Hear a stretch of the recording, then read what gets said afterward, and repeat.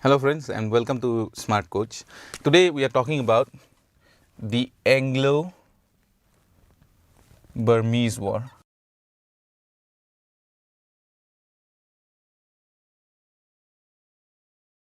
And in this video we are going to talk about the First Anglo-Burmese War, okay? The dates for this war is 1824 to 1826. All right, important to remember the dates always when it concerns wars, all right. And the Anglo-Burmese War is also important from the point of view of your APSC needs. If you are one of those students who are preparing for APSC, the First Anglo-Burmese War is important because it is how the British come to rule over the newly acquired province of Assam, all right. So now let us proceed. And also before we proceed, I want to make it clear that we will be taking this videos in two parts, okay. The video for Anglo-Burmese War will be in two parts. Part 1 will deal with the First Anglo-Burmese War because it is a little bit more intricate, and then we will go on in the part 2. We will talk about the Second and the Third Anglo-Burmese War, okay. So let us proceed.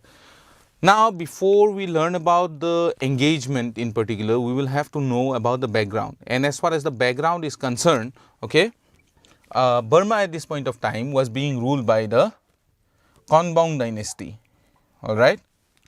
Now, this was an expansionist dynasty, okay, and its imperial policies, you see, it was geared towards expansion, and in its expansionist drive, it had also created a rift between itself and Thailand because they had tried to tried to invade upon Thailand, that is Siam at that point of time. If you're talking about early modern Thailand, we will talk about, we will have to use the word Siam, okay. So Thailand has inimical relation with the Konbaung dynasty. The Konbaung dynasty also has or does not have a very good relationship with the Qing dynasty of China, all right.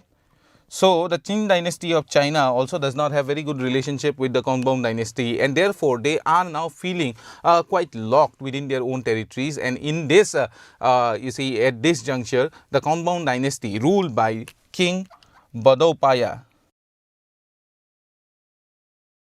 all right, this is the name of the ruler, okay. So, ruled by King Bodobaya, in this juncture, the Konbaung dynasty decides to expand westward. And when it decides to expand westward, where would they land up? Of course, they will end up in the areas adjoining Assam, in the different hill kingdoms of northeastern India, okay. So, therefore, the Konbaung dynasty expanded towards, you see, to westwards, okay, towards the Arakan and the, you see, northeastern region of India. And therefore, we see that the Burmese, they come into conflict, okay, they come into conflict with the state of Manipur, okay, with the monarchy of Manipur. They already come into conflict, okay.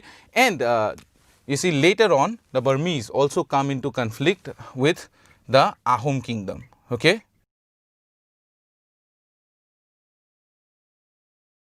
And the Burmese are successful in invading upon Myanmar, and they are also successful in the invasion of the Ahoms, you see, the Ahom kingdom. And this forms a particularly dark chapter in the history of Manipur and Ahom because it has been recorded as one, as a chapter of, you see, degradation, all round degradation of society, and you see, a very violent interlude in the history of both Manipur and Assam, all right. And it is during this period that the Burmese, so we see that there are motives present between the Anglo-Burmese War on both sides. However, the entire situation comes to a head in, you see, 1824, because it is in 1824 that we see that the Burmese side, they try to move into Kachar region, okay, the Kachar region, all right, which is controlled by the British, okay. And this brings matters to a head, and thus begins the Anglo-Burmese War. The Anglo-Burmese War is also known for the fact that even the Madras presidency took part in the Anglo-Burmese War, and they sent a contingent to the northeastern region of India from Madras, okay, and the contingent traveled by sea. And of course, the Bengal presidency is of course involved in this war, all right. The war stretches on till 1826, when finally the Treaty of Yandabu is drafted, and the Treaty of Yandabu was drafted after the surrender of the Burmese forces. Okay, the Burmese forces were no match, of course, for the imperial forces of Britain. Okay, so they surrender, and by the Treaty of Yandabu, certain clauses were drawn out. What were the clauses? That Burma will relinquish its rights to rule over Assam, all right, Manipur, and also certain regions in Arakan, all right.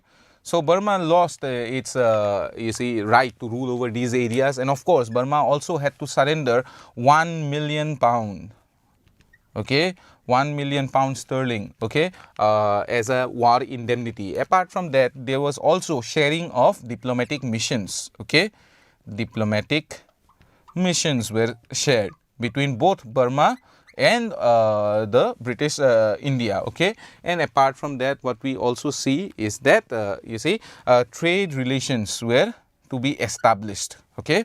Trade relations or market relations were to be established. Later on, what we see is that the British, through the Second and the Third Anglo-Burmese War, they completely take over Burma and the administration of Burma. However, we will talk about all those things in a separate video. But for this video, what you have to know is the sequence of events, and also know the causes and how, or get a little bit of background on the Burmese kingdom itself, okay, and then moving on to the clauses of the Treaty of Yandabu. The Treaty of Yandabu, for those students who are dealing with APSC, it's quite important, okay. And for a greater understanding of the treaty, you can look into our Assam history section, all right. So with that, I take your leave, and I hope that you will be studying hard.